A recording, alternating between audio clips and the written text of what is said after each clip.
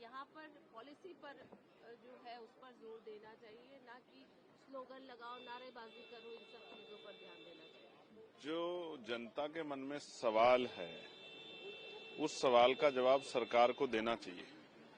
सरकार को बहस से नहीं भागना चाहिए, सरकार को सामने खड़े होकर जवाब देना चाहिए। जनता ने मैंडेट दिया है, जनता ने वोट दिया है आपको, तो जवाबदेही सुनिश्चित होती है। विपक्ष थोड़ी सरकार में है, एनडीए सरकार में, तो एनडीए सरकार को जवाब देना चाहिए। जिस तरह की चीजों पे सवाल खड़े हो रहे हैं, जिस तरह से लोगों के मन में भय पैदा हो रहा है, SIR हो या कई ऐसी चीजें हैं, जिस तरह से जो है धर्मनिरपेक्षता पे हमला हो रहा है, आर्टिकल 28, 30 का वोलेशन हो रहा है, 25, 26 का वोलेशन हो रहा है, इसका जवाब सरकार को देना चाहिए। तो सरकार जवाब नहीं देगी तो फिर विरोध प्रदर्शन तो होगा ही। तो लोकतांत्रिक प्रक्रिया है। क्या भारतीय जनता पार्टी ने कभी विरोध नहीं किया है क्या?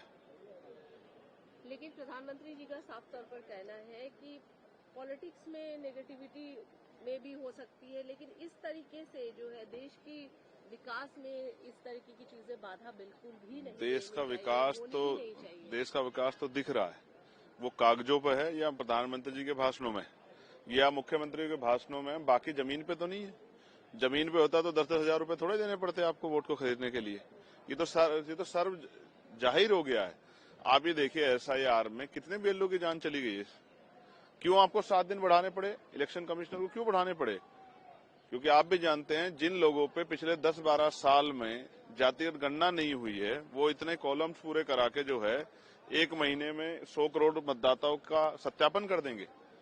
ये जो तमाम सब चीजें हो रही है, ये जनता के सामने, और लोग देख रहे हैं किस तरह से वोट की चोरी हो रही है। कहीं 42 लाख वोट काट दिए, कहीं 37 लाख बंगाल वोट काट दें, और जिन स्टेटों में चुनाव नहीं है उनमें SIR की रफ्तार धीमी क्यों? ये जो तमाम BLO है, ये इन BLO को शहीद माना जाएगा। और मैं आपकी जानकारी के लिए बता रहा हूँ, उत्तर प्रदेश जितने BLO की जान गई उनमें 99% शेड्यूल कास्ट और बैकवर्ड के BLOज हैं। यानी कि शेड्यूल कास्ट बैकवर्ड के कर्मचारियों की SIR के जरिए हत्या की जा रही है।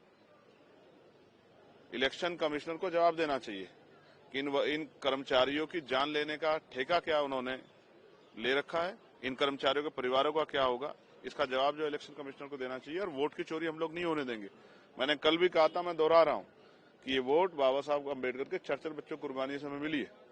हम अपनी एक भी वोट नहीं जाने देंगे। ये वोट हमारा हथियार, और हम अपनी वोट की रक्षा करेंगे और एक एक वोट की सुरक्षा करके ज्यादा मतदान हो, इस विषय में लोगों को जागरूक करेंगे।